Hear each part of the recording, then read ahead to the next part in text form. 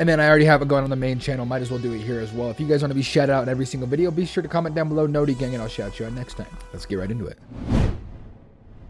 So basically, if you haven't watched the movie yet, I'm going to do a non-spoiler part and then a spoiler part of the movie. I'm just going to be breaking down the movie itself, what I thought about the film in general, acting, character choices, just everything about the movie. And of course, spoilers, my favorite parts, my least favorite parts. And yeah. So real quick, just before we get into spoilers, the main thing about the entire movie is that it was really long. It was 3 hours long. And the one thing I noticed completely is I've never seen a superhero movie like this before. And it didn't feel like a superhero movie at all. It felt more like, obviously, a crime detective, Batman trying to solve a murder case, which is, I know, original to the comics, and I like Marvel more. I'm more of a Marvel guy, but as far as DC goes, Batman's definitely my favorite superhero. When I was a kid, I used to watch the Dark Knight trilogy with Christopher Nolan and Christian Bale, and I watched Batman vs Superman and the Justice League version of it. I didn't like it too much, if I'm being honest. But this movie, I had high hopes just because I know a lot of people hate Twilight. I love Twilight. It's just me. I don't have any problems with Robert Pattinson. I like him as an actor. He's one of my favorites. And so seeing him as Batman, it was still kind of a weird choice, I'm not gonna lie. But I think for what he did in the movie was good.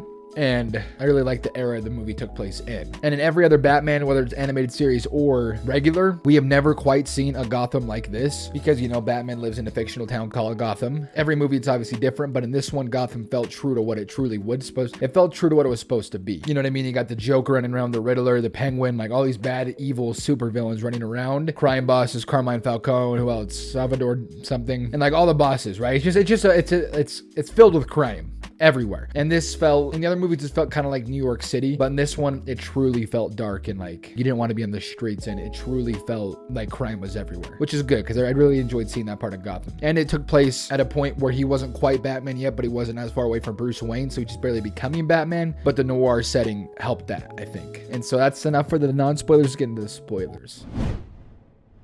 So first thing I want to say about the movie itself is just because I'm not a DC fan, I just like Batman. I don't really care as much about Bruce Wayne as other people do, but his Bruce Wayne was probably underdeveloped compared to others just because he wasn't quite Batman and Bruce Wayne. Because like Spider-Man is Spider-Man and then Peter Parker, you know what I mean? And in this one, he is just Batman. Like even as Bruce Wayne, he's still pissed off. He's still, you know, I mean, vengeance. He's still there to get the job done. And so that part was kind of interesting. We never seen that version of Batman or Bruce Wayne. And so I really like that. I definitely did not like how long the movie was, but the Riddler, the villain for this movie, was actually super sick. And it felt like I was watching an episode of like Criminal Minds or Bones or something. And it felt genuine, and it didn't, like, I know there's been different versions of the Riddler before with like the green suit. There's one from Gotham, and this version of the Riddler felt like an actual villain, not just some comedic relief character. And so that was pretty cool. I like the actor choice who played him because I've seen him in one other movie. He was super creepy in that movie, and I loved him in this one.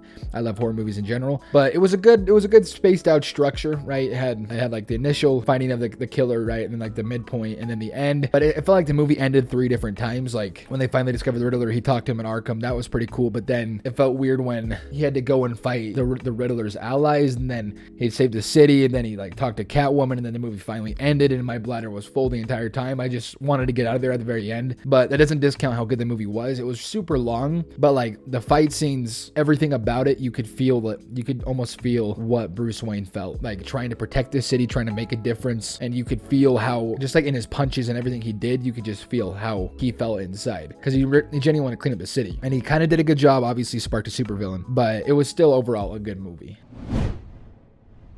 That's pretty much it for the review. I really did enjoy it. It was a good movie. If you guys enjoyed this video, please be sure to hit the like button, subscribe to the channel if you're new, and turn on post noties. Leave in the comments down below if you guys liked this Batman, if you've seen it already, or where you'd rank it on your list. Other than that, those social medias are down below, along with my 2 other channels, Exotic and Exo Shorts. Exotic is my main. This is the second one where I react to stuff, and Exo Shorts is where I post TikToks, where I also post on TikTok. Anyways, boys, stay positive, stay grinding, don't ever give up. I'll see y'all boys in the next video. I love you all.